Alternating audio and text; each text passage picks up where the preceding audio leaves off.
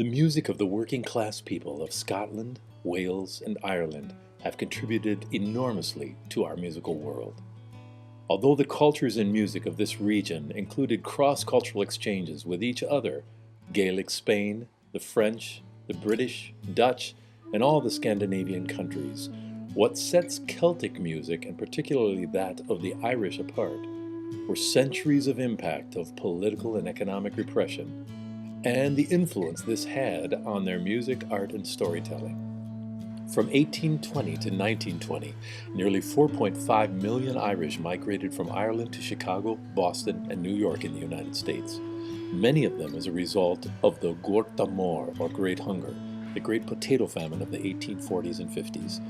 Having been discriminated first for centuries by the British ruling class and then later by non-Irish descendants in America, the Irish and Scottish ballads, laments, country dances, drinking songs, and jigs were all dynamically influenced by the need to release emotion, counter repression, heal wounds, and express often through intricate melodies and improvisations deep feeling, or for those displaced by the events of history to make a connection back to their homeland through the music. We're here in Dublin right now. We're about ready to go into a little pub. We're going to be talking to some musicians about traditional Irish music and a little bit about how they think the music represents both their culture and how it evolved. I don't think it would be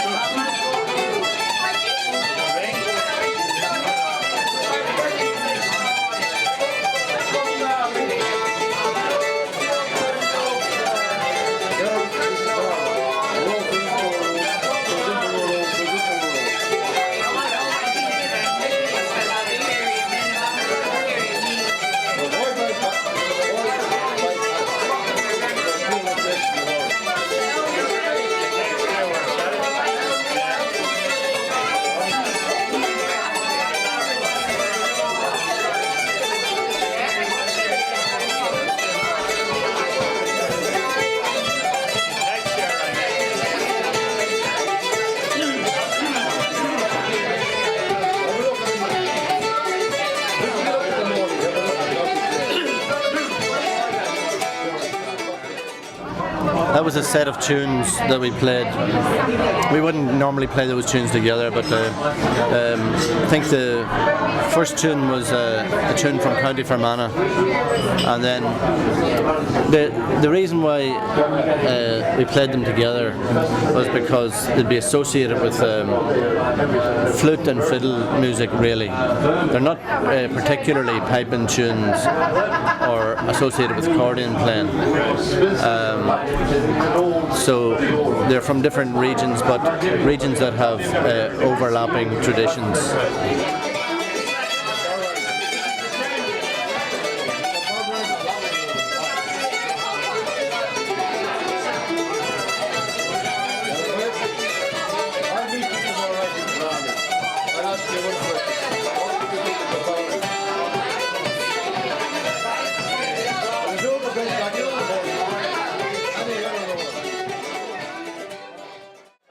In Irish music, you'd play the reels and the jigs more so than, well, in bluegrass you'd play a lot of breaks, but then you drop off and you play all the chords, where in Irish music you wouldn't do that as much. So you'd have bouzouki players or guitar players, that would be their job, they'd be the backers, equal musicians, backers not saying anything to take them down, but no, we'd play the melody mostly on mandolins, although there's not a lot.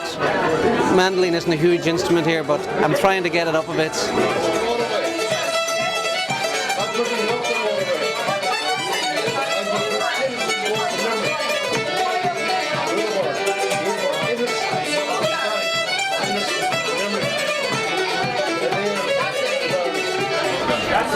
There might be, again, that sense of seeking some sort of freedom through improvising and discarding the rules, you know, and actively breaking the rules, you know.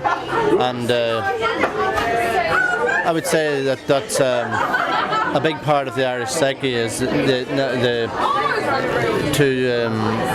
not to be afraid to break rules or to challenge authority. I did an experiment once with friends for the fun, and five of us, we all played the same tune. and just to hear how different each one of us played it, and there was a small audience there, and they could really understand what it was all about because they could hear every single one of us played it different, although it was the same tune. Once you have the tune, once you have the bones of the tune, you do what you want with it as long as you don't get too nuts. Like.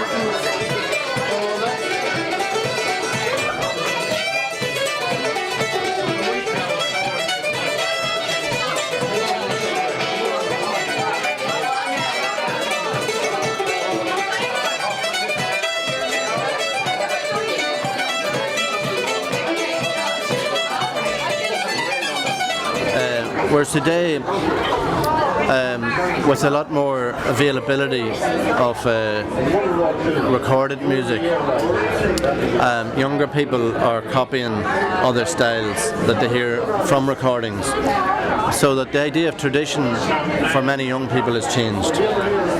But younger people are taking influences really from further afield through other recordings, and I think there's, if you want to use the word respect, there's less respect for the integrity of the original music among younger musicians today. Maybe it's not a question of respect, but there's less knowledge of that. So what there is a knowledge of, say for example, the recordings of the 70s groups like the Bothy Band. I grew up with those recordings, but then younger generations than me grew up with the recordings of groups who had only heard the Bothy Band. You know, so that's the direction it's going in. You know, I wouldn't like to comment if that's good or bad.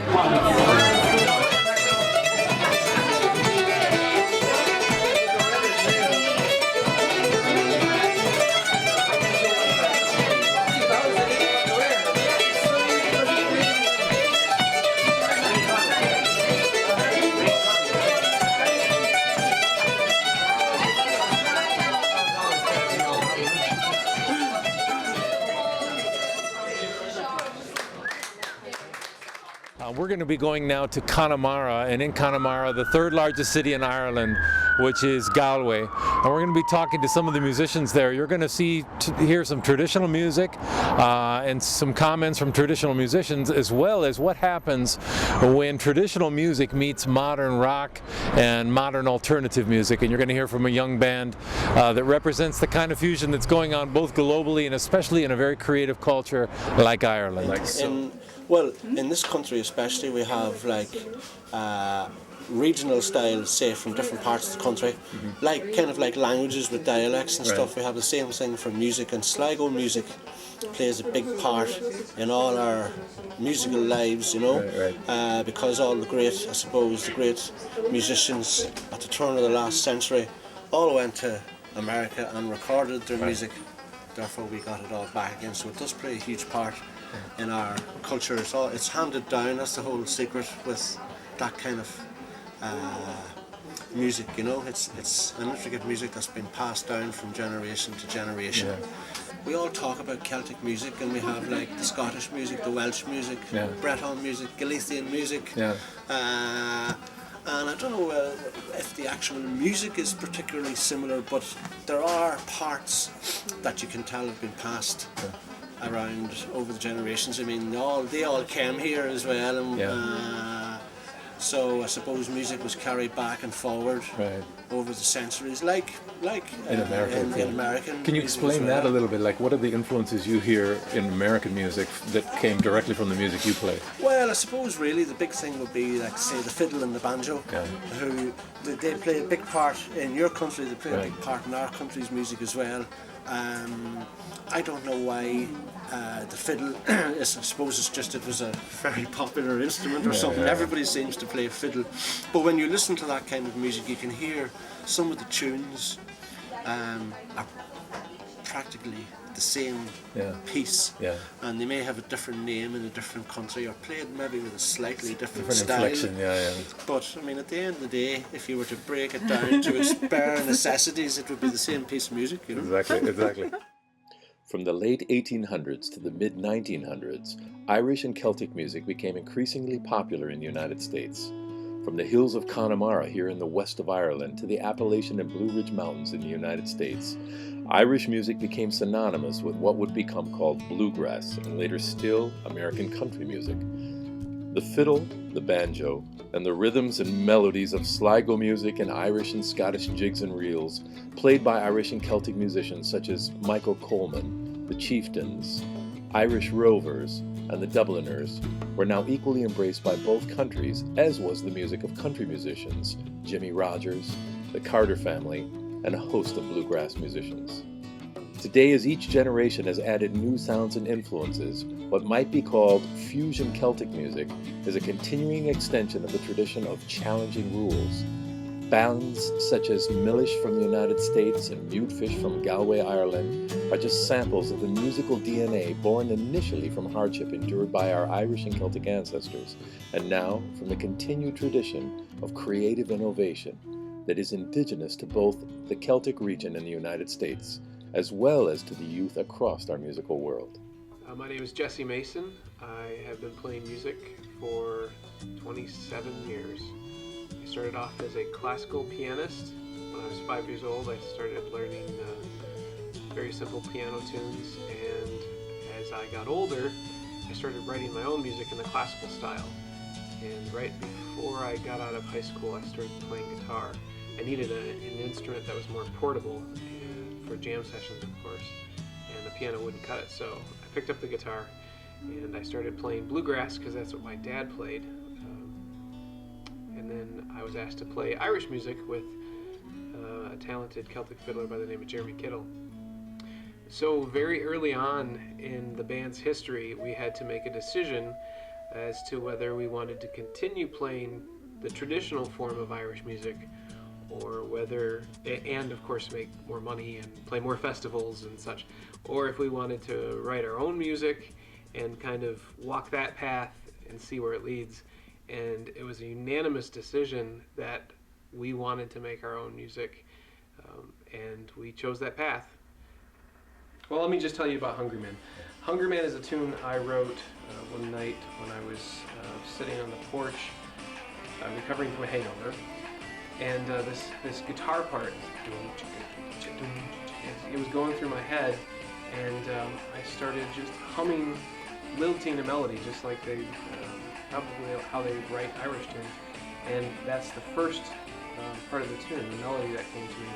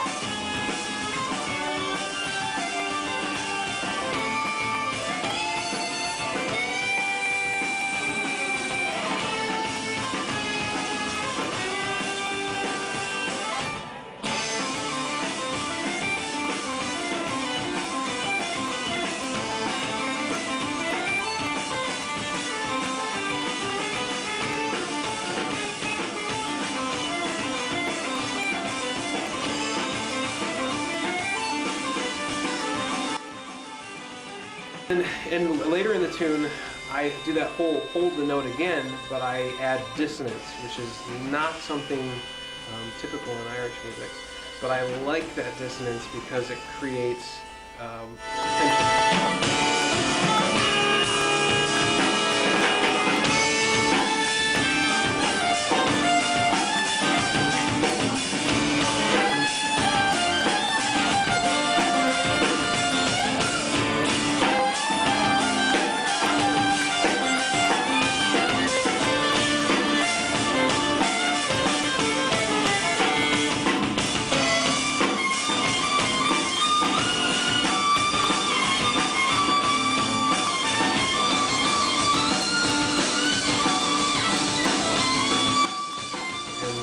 In Irish music, there's really no solos. In fact, it's sort of discouraged. Irish music is a very communal music, and that's part of the reason I really like Irish music, is because there's not a whole lot of showing off going on. And this is where we depart from the traditional Irish music. We do let our fiddler go and show off and do a really neat solo.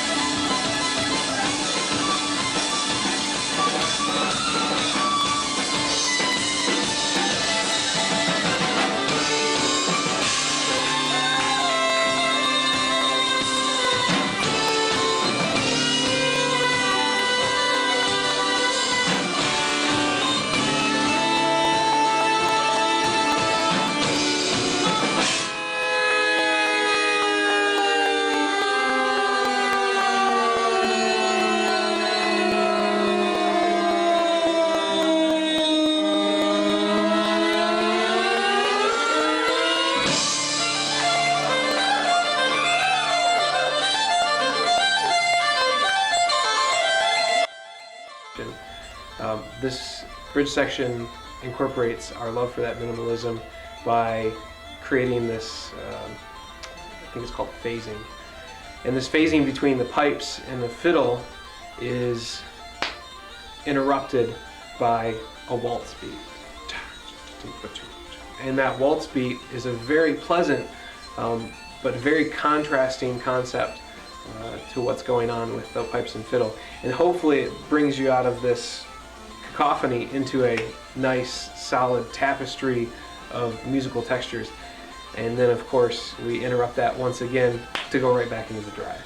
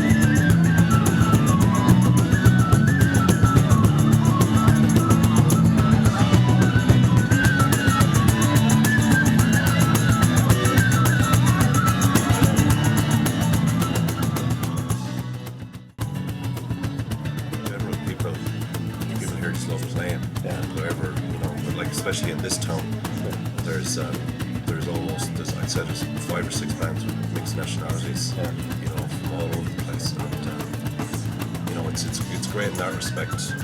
You know, it's just the idea of to love to play with people, and I've heard of people just, you know, just playing for hours and hours and hours with each other in a sitting room, you know, drinking beer, or you know, just Just for the sake of playing. Just for the sake of playing. There's no, the session playing here is just, very few people get paid. Right. It's just the idea of playing, which it's also been detrimental to Career building. because that's the best way of putting it, actually, because nobody ever gets paid, because the idea of getting paid for playing music is like an alien concept. Yeah.